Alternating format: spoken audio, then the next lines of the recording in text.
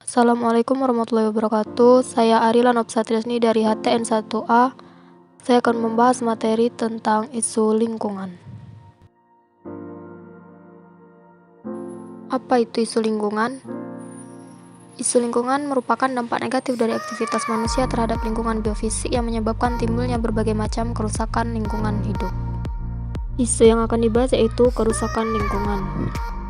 Apa sih itu kerusakan lingkungan?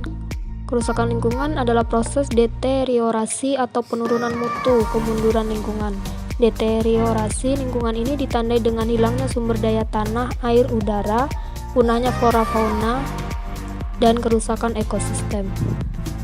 Bagian kerusakan lingkungan yang akan dibahas yaitu polusi atau pencemaran lingkungan. Pencemaran lingkungan adalah terkontaminasinya komponen fisik dan biologis dari sistem bumi dan atmosfer sehingga mengganggu keseimbangan ekosistem lingkungan. Kontaminasi tersebut bisa berasal dari kegiatan manusia ataupun proses alam.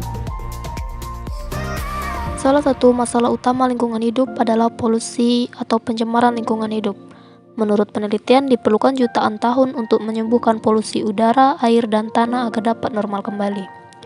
Sektor industri dan asap kendaraan bermotor menjadi sumber utama polusi udara. Sedangkan polusi air lebih banyak disebabkan oleh tumpahan minyak, hujan asam, dan limbah perkotaan. Dan polusi tanah disebabkan oleh limbah industri yang merusak zat nutrisi di tanah yang penting bagi tumbuhan. Tak hanya itu, limbah industri yang sering dibuang di sungai juga menyebabkan ikan-ikan mati dan menyebabkan hancurnya ekosistem sungai.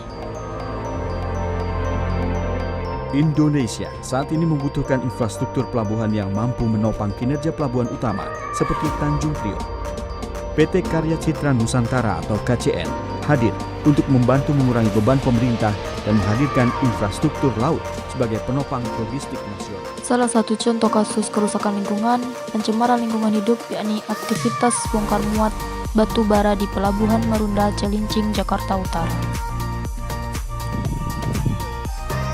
3 tahun terakhir, warga Rusun Marunda, Cilincing, Jakarta Utara hidup bersama debu batu bara.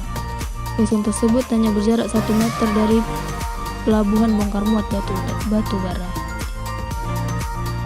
Tower D1, 2, 3 paling terdampak debu batu bara. Tak heran setiap hari debu masuk ke rumah warga. Setiap hari pula warga membersihkan rumah mereka. Tak hanya itu, debu batu bara mulai mempengaruhi kesehatan warga Marunda. Mereka terserang penyakit kulit hingga pernafasan.